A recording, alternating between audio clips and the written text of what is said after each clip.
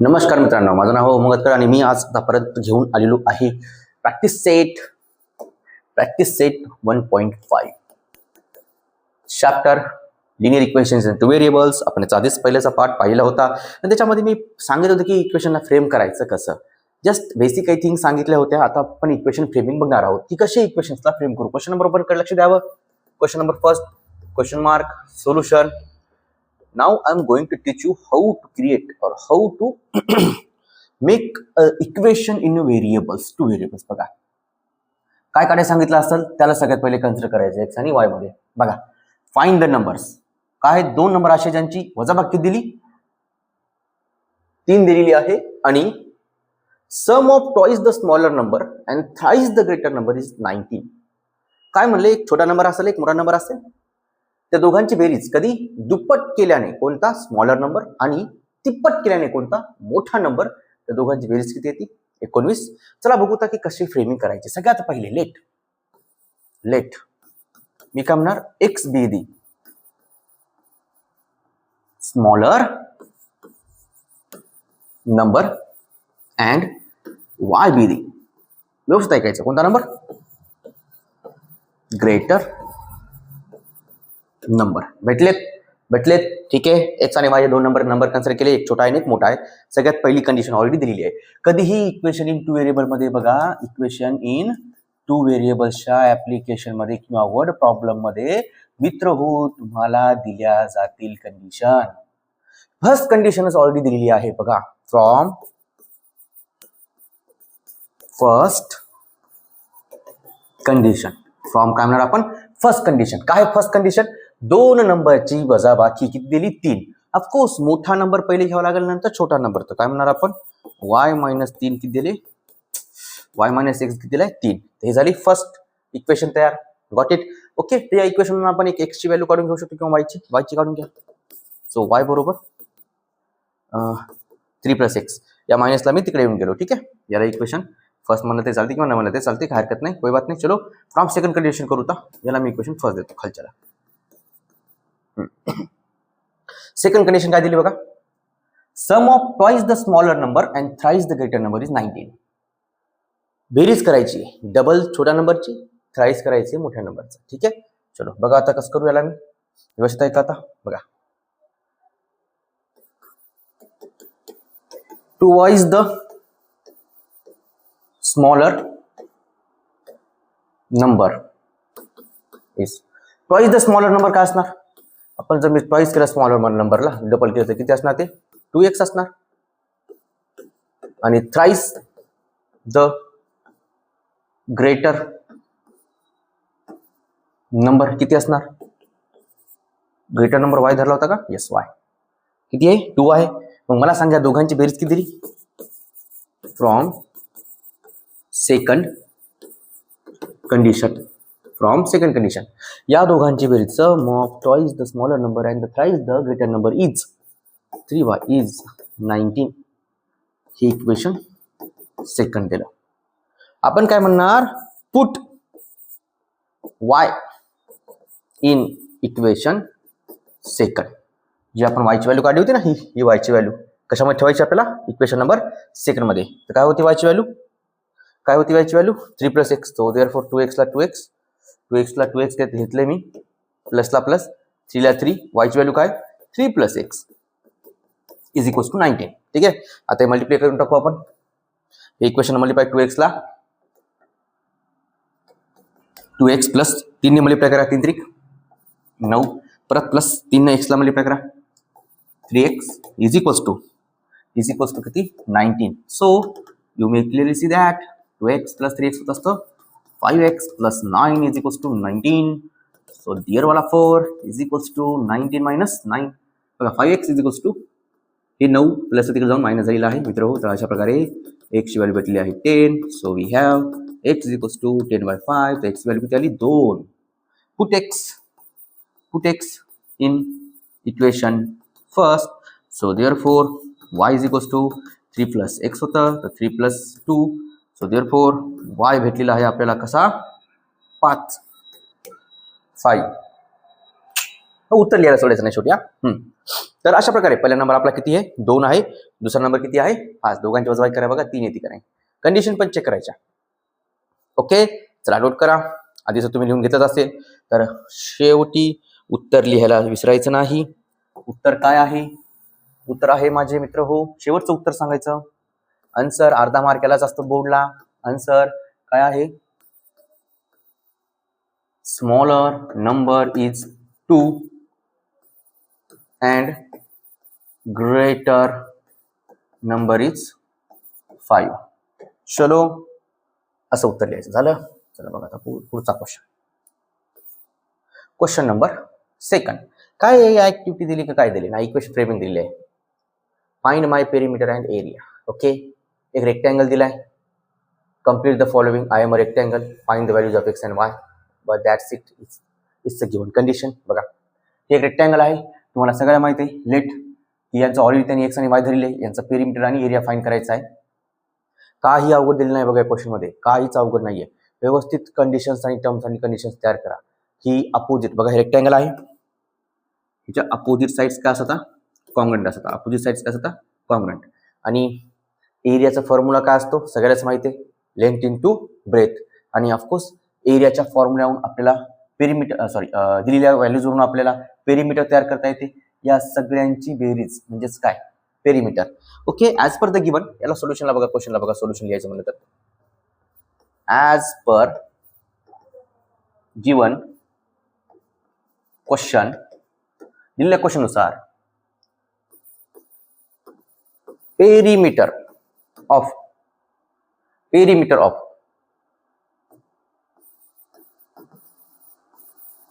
रेक्टेंगलच्या ऐवजी मी पहिले साइडची कंडिशन काढून घेऊ का मित्र? Opposite sides of rectangle are congruent. तुम्ही इक्वली म्हणू शकता. Doesn't matter. It doesn't matter. Wow sir. चलो जी बघा मग आता ह्या 2y कोणाबरोबर असणार गुरु? x + 4 बरोबर. x ला इकडे घेऊन या. तर 2y - x = 4. This is your first equation. Simple. पहिले इक्वेशन घेतलं. सेकंड इक्वेशन तयार करू आपण. सेकंड इक्वेशन काय असणार? 2x + y + 8 ही साइड कोणाबरोबर असेल? याच्या अपोजिट साइड. 4x - y. काही नाही, त्यांनी ऑलरेडीच पूर्ण फ्रेमिंग करून दिली होती. फक्त आपल्याला बघ करायचं होतं मॅच. चला या x ला इकडे घेऊन येऊ. y ला पण इकडे आणू. हे 2x + y ला y 8 ला तिकडे घेऊन जाऊ. हे -4x झाला. इकडे येऊन +y झाला. आणि हे 8 तिकडे जाऊन मायनस झाला. कळलं का नाही काय काय केलं ते? नाही का? कोई बात नाही बघा. 2x y ला y ॲज इट इज 8 ला तिकडे येऊन मायनस केलं. या दोन व्हॅल्यूला मी इकडे आणलं. प्लसचं मायनस, मायनसचं प्लस. चलो इकडे बघा आता y 2y 2x - 4x -2 -2x = -8. Divide करून टाकू आपण. 2 याला डिवाइड करू. ठीक आहे. तर काही equation 2y 2x - 8 2y - 2x = -8 असं इक्वेशन होतं. तर 2 डिवाइड केलं याला -x - y = -8. ठीक आहे. इथून मी y ची व्हॅल्यू काढून घेतो. -8 + x. सरळ म्हणणार मी पुट याला 2 देऊन टाकू. सोपं जाईल. Put y in equation first. Equation first काय होतं? दिस is equation 2y - x = 4.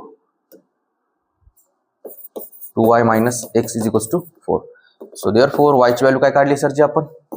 -8 + x. -x ला x = 4 ला 4. हे -x हा. हे y ची व्हॅल्यू घेतली मी ब्रॅकेटमध्ये बघा मायनसला मायनस. तर हे -8 × 2 = 16 प्लस 2x - x = 4. हे 16 तिकडे जाऊन प्लस झाले. तर 2x मधून 1x गेला. 2x मधून 1x गेला. उरला x. हे 4 + 16 = 20. तर finally I got x. x = 20 units. मला माहित नाही सेंटीमीटर मध्ये काय. आता put x in 1. Put x in equation 2. 1 मध्ये पण मी 2 मध्ये ठेवू. हे दिलं. Therefore y = -8 + 20. तर किती उत्तर आलं हे? 12 युनिट्स. सो x एक 20 युनिट भेटला आणि y किती भेटला? 12 युनिट्स. तर आपल्याला एरिया आणि पेरिमीटर विचारला. देअरफॉर पेरिमीटर ऑफ रेक्टँगल, पहिले लेंथ आणि ब्रेथ काढून घेऊ का मी? हां, सोपं जाईल मला पेरिमीटर काढण्याच्या ऐवजी. स्टार्टिंग लेंथ आणि ब्रेथ काढून घेतो. लेंथ ऑफ रेक्टँगल, प्रत्येक जणाची वेगवेगळी ट्रिक असणार. क्वेश्चन लेंथ काय कन्सिडर करू? ती कन्सिडर करतो. काय? 4x - y. 4x - y ही एक साईडच आहे ना रेक्टँगलची, लेंथच आहे. 4 ला 4, x किती काढला? 20. y किती काढला? 12. तर हे आला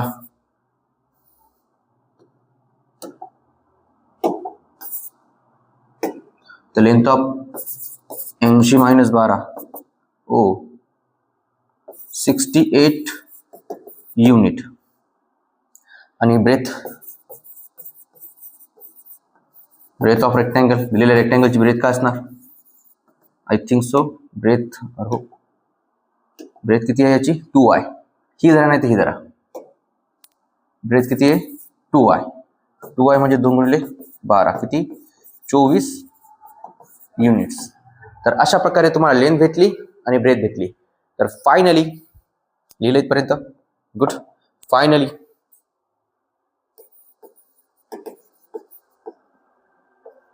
perimeter of rectangle is equals to, formula असतं मित्र 2 in bracket l plus B. नाही सगळ्या साईडची सम. एल किती काढलं? 68 काढलं ना, प्लस ब्रेथ किती काढली? 24. 60 आणि 24 राईट आहे. 2 ला 2, दोघांची सम करा. 12 कॅरी 1 आणि हे 92. सो देअरफॉर 4 आणि 80. पेरिमीटर आलं 184 युनिट्स. एरिया काय असणार? Area of rectangle L into B, length into breadth असतं. एल किती काढले? बी काढले 24, एल काढले 68. ठीक आहे. आता गुणाकार करावा तुम्ही हे आणि स्क्वेअर युनिट्स. तर याच्या ऐवजी आपलं दुसरं गणित तयार होते. आणि इकडे उत्तर लिहिणं सोडायचं नाही, इकडे आन्सर लिहायचं. आता गुणाकार करा, काय हरकत नाही. तर असं गणित सॉल्व्ह करायचं होते. ओके, चलो ठीक आहे, लिहिले. नाईस.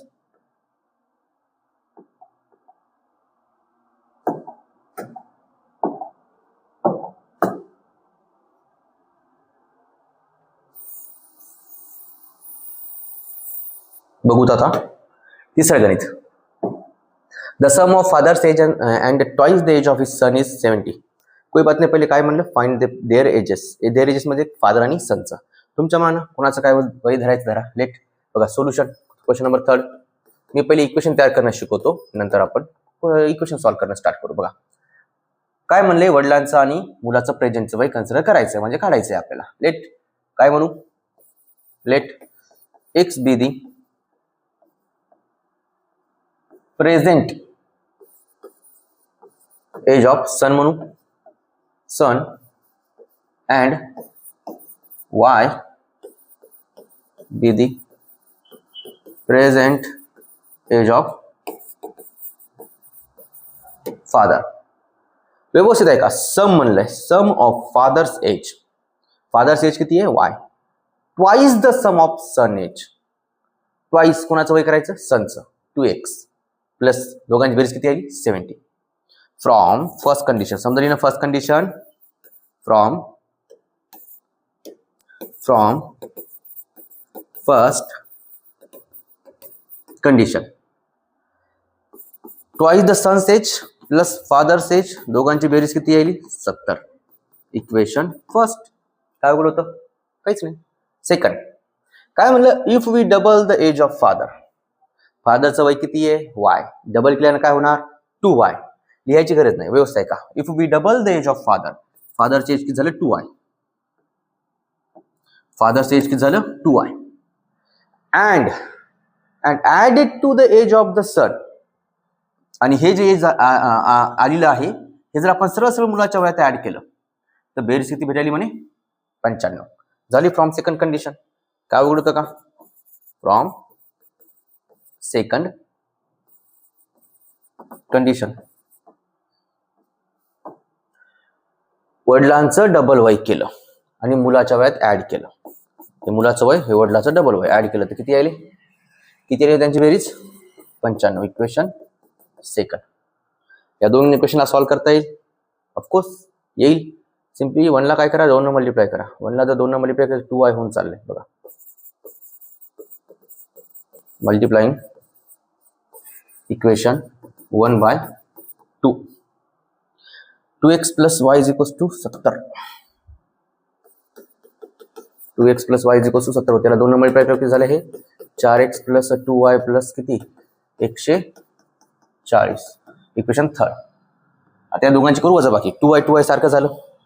सेकंड फ्रॉम थर्ड मधून मायनस करावं लागेल. सबट्रॅक्ट म्हणा. चला काय म्हणा? Subtract equation second from third. काय सेकंड इक्वेशन? 4x 2y 140. हे x 2y 95. वजा करताना चिन्ह बदलतात सगळ्यालाच माहिती आहे. लेट मी चेक बरोबर आलं का? ठीक आहे. हे जरा 4 मधून 3 गेले, 1 गेलं 3x. हे 2y कटलं इज इक्वल्स टू इथून इथे एक आला 5. 10तून 5 गेले 5 उरले. 13तून 9 गेले 4 उरले. So therefore x is equals to किती? 45/3. Therefore x is equals to 3 1 3 13 5 15 15 years. So put x in equation first. Put x in equation first. So 2 into 15 plus y बरोबर 70. तो 30 plus y is equals to 70. So y बरोबर 70 minus 30 40. तर शेवटी उत्तर लिहायला विचारायचं नाही. Son's age is 15 years and his father's age is 40 years. याला अर्धा मार्क असतं. ओके, चला नोट करा. हे आधीचं पेज देऊ. हा बघा हे काय दिलं ते लिहून घ्या. ओके चलो जी, अब निकलते हैं नेक्स्ट क्वेश्चन की तरफ. नेक्स्ट क्वेश्चन दिया है फोर्थ. दिसला फोर्थ वाला क्वेश्चन जी. फोर्थ वाला क्वेश्चन काय म्हणतं? चला बघा. हा आता हे क्वेश्चन जरा इंटरेस्टिंग घ्या. स्लाइटली मजा येणार करायला. Denominator of a fraction is more than twice is numerator. O my God. पहिले फ्रॅक्शन समजा काय असतं. फ्रॅक्शन म्हणजे x अपॉन y. हा न्यूमरेटर, हा खालचा तुमचा डिनॉमिनेटर. x अपॉन y केले की काय भेटणार आपल्याला? फ्रॅक्शन. जस्ट लाईक 3/5 7/8 याला म्हणायचं फ्रॅक्शन. म्हणायचं काय म्हणायचं? फ्रॅक्शन. ओके चल बघा असं एक फ्रॅक्शन आहे म्हणे.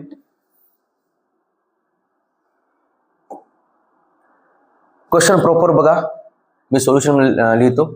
Find the fraction. Fraction find करायचं आहे. लेट की डिनॉमिनेटरला एक कन्सिडर करा, न्यूमरेटरला एखादा व्हेरिएबल कन्सिडर करा. सगळ्यात पहिले कन्सिडर करू late x be the denominator. X be the denominator and y be the numerator. ठीक है. So therefore required fraction, आवश्यक असलेला फ्रॅक्शन काय असणार आपला? मग x denominator y by x हा आपल्याला फ्रॅक्शन भेटणार. मी असं कन्सिडर केले. मला जे दिलं मी कन्सिडर करतो. पहिले मला जे शोधायला सांगितलं ना मित्र मी ते शोधणार. म्हणजे कन्सिडर करणार. म्हणजे कन्सिडर म्हणजे की सपोज करणार. मी अज्युम करणार की हा तो हे एक्स ला मी डिनॉमिनेटर म्हणलो, वाय ला मी न्यूमरेटर म्हणलो. कंडिशन्स बघावेत आता properly. Denominator of a fraction is 4 more than twice is numerator. बघा फ्रॉम फर्स्ट कंडिशन किती इझिली इक्वेशन तयार करून दाखवतो बघा आता. डिनॉमिनेटर ऑफ अ फ्रॅक्शन कोण आहे? डिनॉमिनेटर आपलं x the is equals to is denominator of fraction is equals to 4 more than म्हणजे काय? Plus.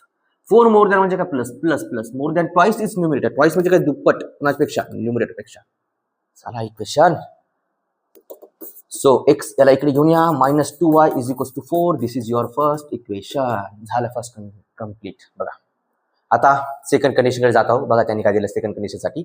Denominator becomes 12 times the numerator. डिनॉमिनेटरला काय केलं? 12 पट्टीने केलं. कोणाच्या? न्यूमरेटरच्या. ठीक आहे, व्यवस्था ऐकायचं आता. Denominator becomes 12 times the numerator. Denominator कोण आहे? एक्स. एक्स जी व्हॅल्यू जी केली ती काय केलेली आहे? Is equals to 12 times the काय? न्यूमरेटर. चलो जी, आता मग कंडिशन दिली, if both numerator and denominator reduced by 6. Both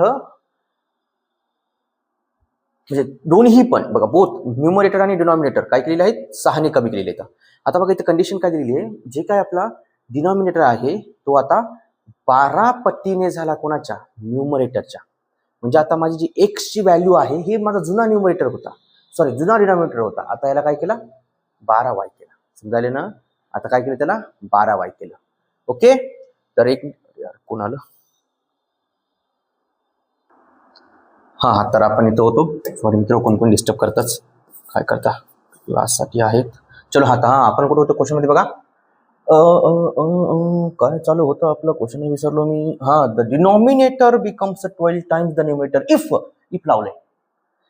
denominator जे आहे ना आपला, हे 12 पटीने होणार. कधी कधी कधी कधी किंवा if both numerator and denominator are reduced by 6. both denominator and numerator reduced by 6 म्हणजे दोन्ही डिनॉमिनेटर आणि न्यूमरेटर 6 ने काय करायचे? कमी करायचे. चला, तर आपला therefore फ्रॉम सेकंड कंडिशन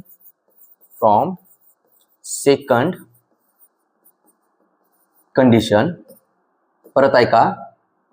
जे काही तुमचा डिनॉमिनेटर आहे हा 12 टाइम्स व्हायला, किंवा जेव्हा याला 6 ने कमी केलं इज 12 टाइम झाला, किंवा जेव्हा तुमचा न्यूमरेटर पण 6 काय झाला? कमी झाला. काळजी नाही. बघा रिपीट बघा, काय हरकत नाही. काय म्हणतं की परत क्वेश्चनला बघा, denominator becomes 12 times. Denominator becomes 12 झाला 12 पटीनं न्यूमरेटरच्या. पण केव्हा? जेव्हा दोघांमधून पण किती मायनस होतील? 6. बघा पहिले दोघातून 6 मायनस करा. मग यांची जी आलेली नवीन व्हॅल्यू आहे का, ही जे डिनॉमिनेटर आहे 12 पटीने जास्त असणार कोणाच्या? न्यूमरेटरच्या. ओके, समजलं? चलो आता याला सॉल्व्ह करू. x - 6 इज इक्वल्स टू, याला सॉल्व्ह करू आता. x - 6 is equals to 12 times होतं ना, 12y मायनस 72 ना, 72 मल्टिप्लाय केलं मी. 12y minus 12.60 1272. ठीक आहे, आता ते इक्वेशन सेकंड भेटू शकते. हा बघू आता इक्वेशन सेकंड कसं भेटेल आपल्याला. सिम्प्लिफायच नाही केलं ना आपण याला अजून. चलो इकडे घेऊन याला. x - 12y आणि -72 आणि हे plus 6. So x - 12y is equals to 6 गेले -66. इक्वेशन सेकंड -66 राहील ना. ठीक आहे, 2 70 मधून 4 गेले 66.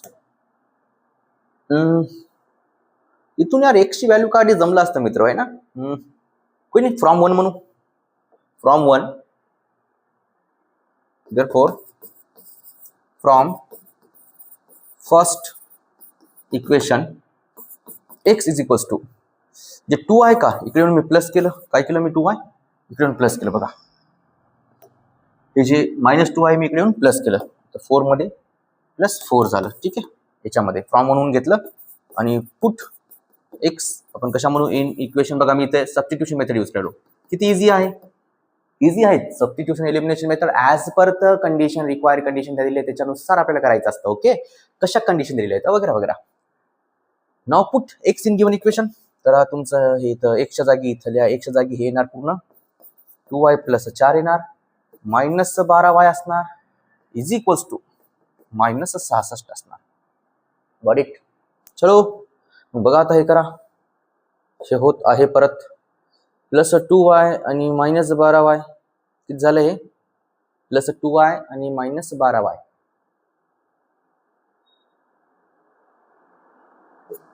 -66. अरे -10y. ठीक आहे. आणि परत हे +4 तिकडे जाऊन -4 होणार. तर बरोबर आहे, उत्तर यायले -10y is equals to -70. -70 minus minus plus झालं, so 10y. So y is equals to 0 0 कटला, y इज इक्वल्स टू आला 7. Put y in equation first. Put y in equation first. काय होतं फर्स्ट इक्वेशन? हे होतं ना x - 2y बरोबर 4. y किती आला गुरु? 17 आला. नाही 7 आला. हे 7 इज इक्वल्स टू हे 4. x - 14 is equals to 4. So x बरोबर तिकडे गेला 14 + 4. x किती आला? 18. 18 आला. ठीक आहे. बघा आता आपल्याला फ्रॅक्शन काढायचा. फ्रॅक्शन काढला नाही अजून, फ्रॅक्शन शोधू आता. नोट केले इथपर्यंत? ठीक आहे. x ची व्हॅल्यू भेटली, y ची व्हॅल्यू भेटली. 7 18.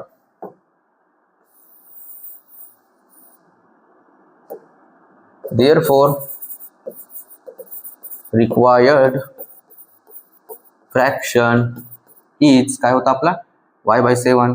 तर हे 18/7. 18/7.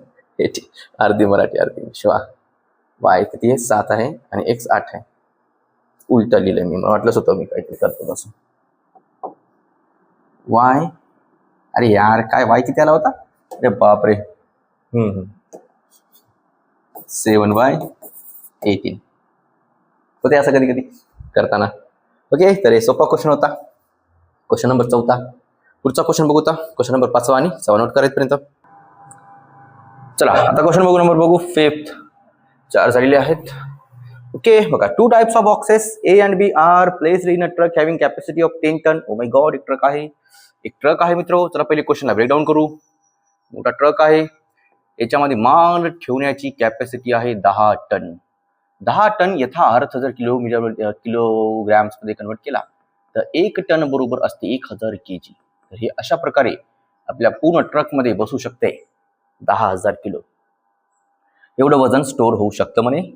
ओके, या बॉक्समध्ये ट्रकमध्ये 2 प्रकारचे बॉक्स बसवायचे. एक A टाईपचा बॉक्स आहे आणि एक B टाईपचा बॉक्स बसवायचा आहे. When 150 boxes of A type and 100 boxes of B types are loaded in a truck, it weighs. Okay, म्हणजे कॅपॅसिटी फुल झाली. ओके बघा. लेट मी म्हणत आहे उदाहरण 10 किलो एका बॉक्सचं वजन आहे. किती किलो? 10.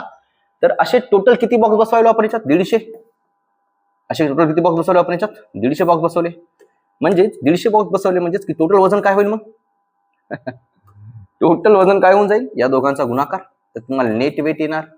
नेट वेट म्हणजे सरळ नंबर ऑफ बॉक्सेस इंटू काय करावं लागलं मला? वेट ऑफ 1 बॉक्स है ना. Weight of 1 box. एका बॉक्सच्या वेटनं जर मी सगळ्या बॉक्सला मल्टिप्लाय केलं तर मला जितकं, जसं उदाहरण सांगायचं म्हणजे मित्र, एक आंबा आहे, त्याचं वजन आहे 5 ग्राम. असे 10 आंबे आणले तर किती वजन होईल? 50 ग्राम. यस, तसं सेम कन्सेप्ट आहे. ए टाईपचे काय बॉक्स आहेत म्हणजे त्याचा नंबर A लिहिलेला असेल आणि बी टाईपचे काय बॉक्स आहेत, जर टोटल बॉक्स याच्यामध्ये गाडीमध्ये बसवायचे तर कंडिशन दिलेली आहे. पहिले 150 बॉक्स A टाईपचे बसलेत आणि 100 बॉक्स किती बसले तर B टाईपचे. तर टोटल वजन किती व्हायले? 10 टन. याचा अर्थ 10,000 किलो. सेकंड कंडिशन दिलेली आहे, 260 बॉक्स जर A टाईपचे लोडेड झाले ट्रकमध्ये तर अजून त्याच्यामध्ये 40 B टाईपचे बॉक्स बसू शकतात म्हणे.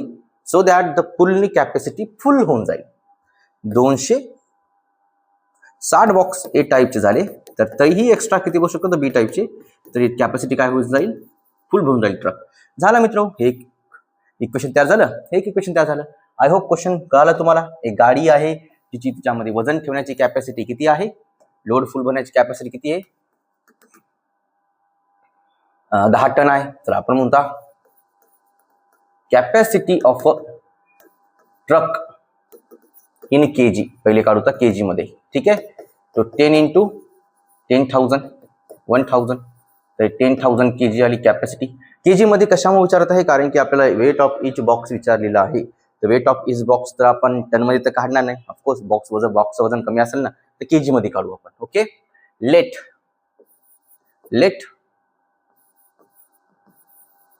Weight of type A box B x kg. Let weight of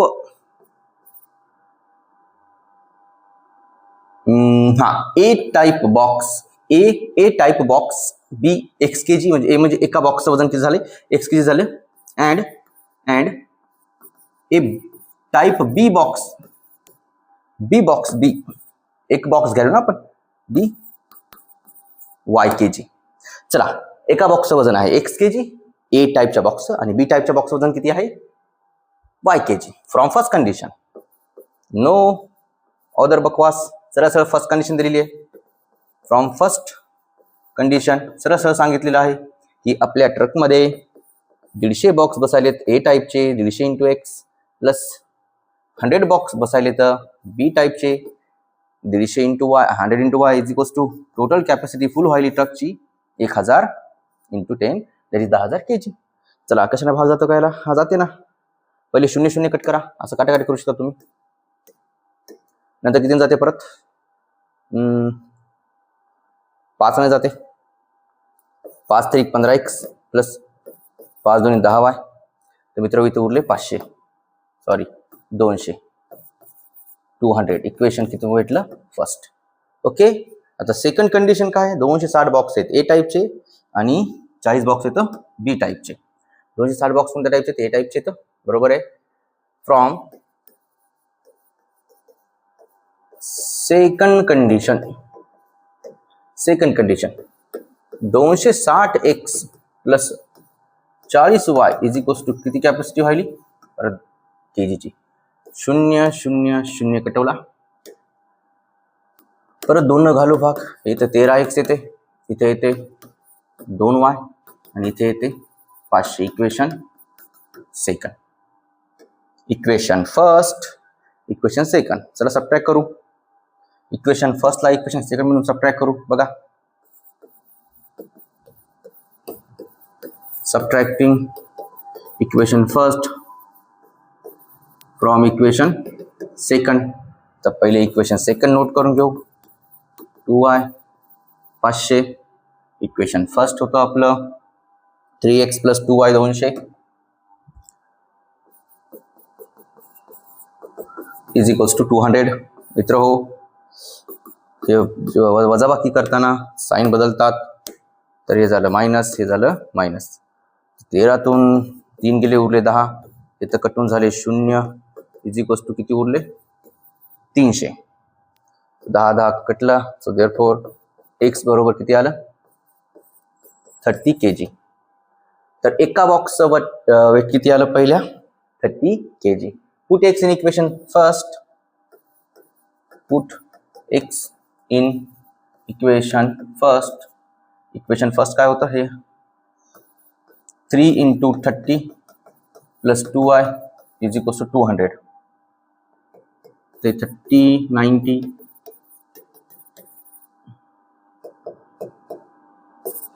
2y is equals to 200 minus 90, plus जाऊन तिकडे मायनस झालं. 2y बरोबर 110, सो y बरोबर 55 kg. तर शेवटचं उत्तर लिहायला विसरायचं नाही, सांगायचं weight of 1 box of type A is 30 kg and type is 55 kg. तर अशा प्रकारे हा सेकंड क्वेश्चन होता. बघा, सोल्युशन असं लिहायचं, लिहिले गुड, आणि हे इथपर्यंत हे असं लिहायचं. ठीक आहे, नोट करा. क्वेश्चन नंबर 6 मी इथं कट करून ठेवलेला आहे. बघा, हा हे इंटरेस्टिंग क्वेश्चन आहे. चला क्वेश्चनला आता ब्रेकडाऊन करणं स्टार्ट करू.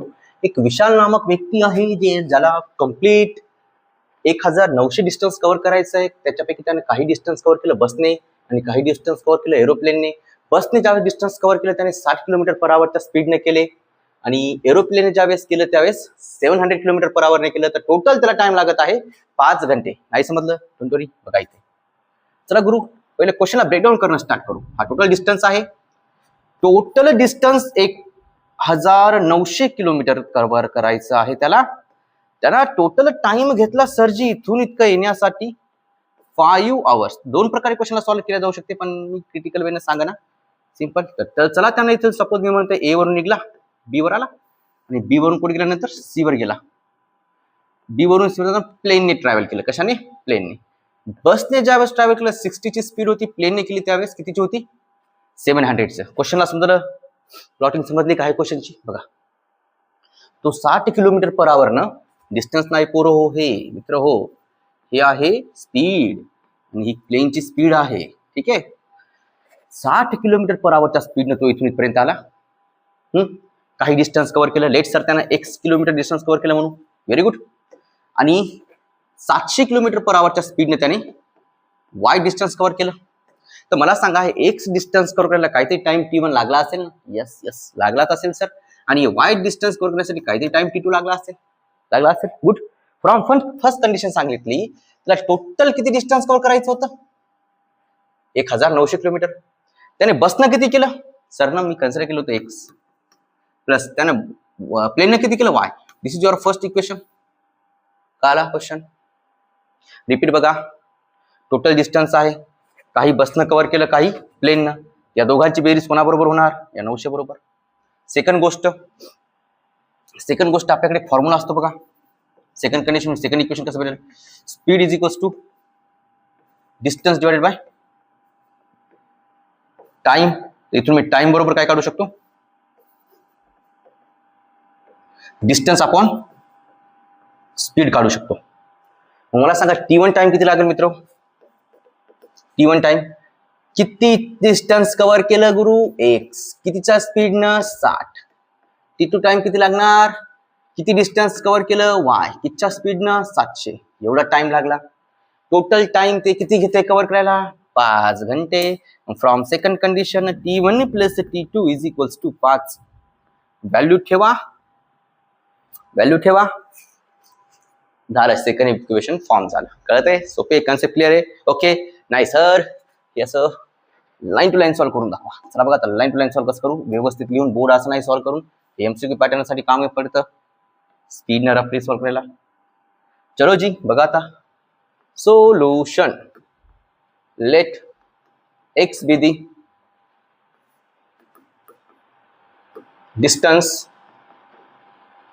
covered by bus in time t1 and y be the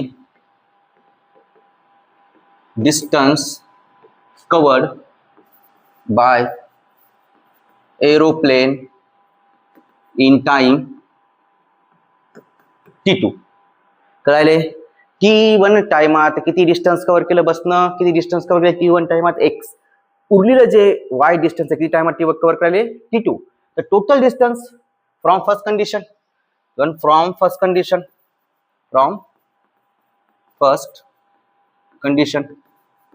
total distance किती ट्रॅव्हल करायला ते? x plus y. Total distance किती आहे? 1900 kilometre. This is your first equation मित्र.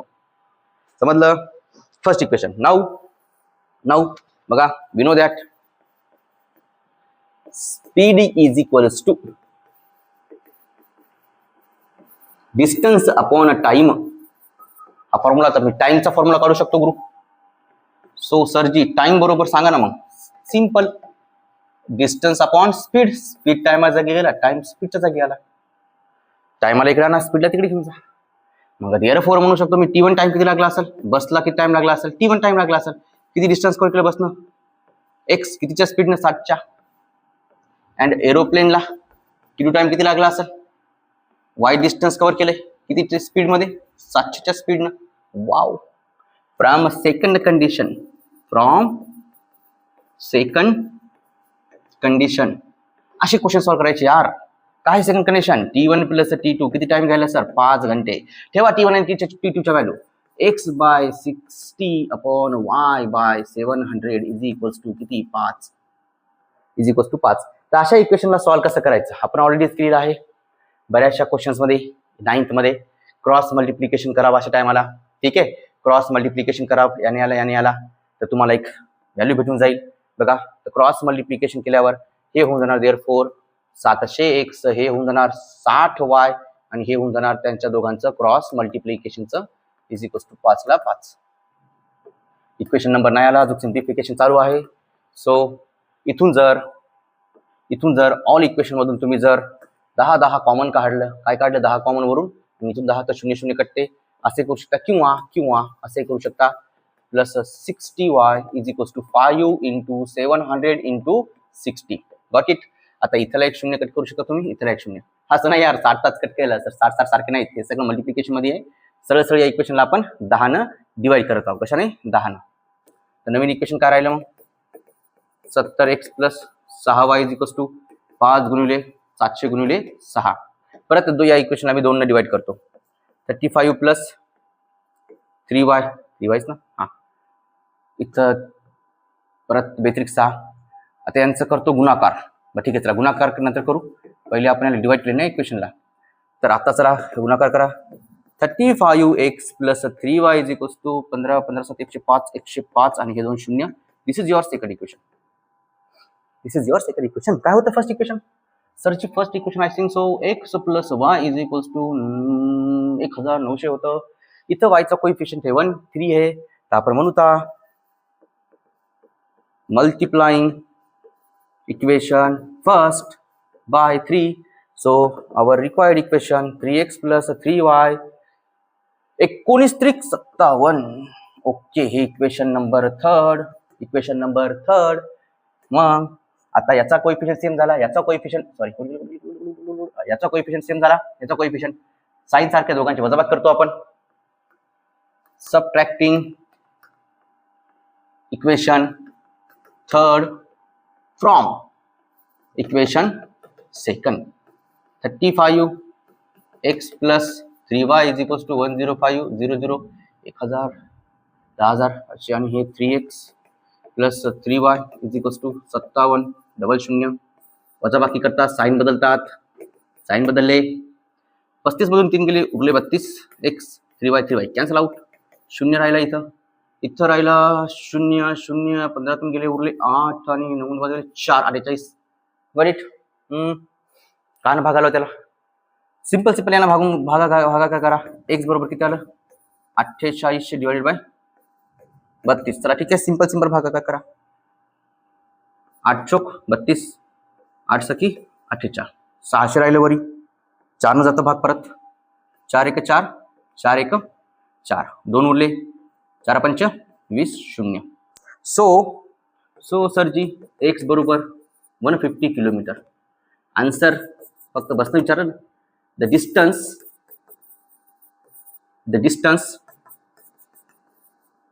Travelled bye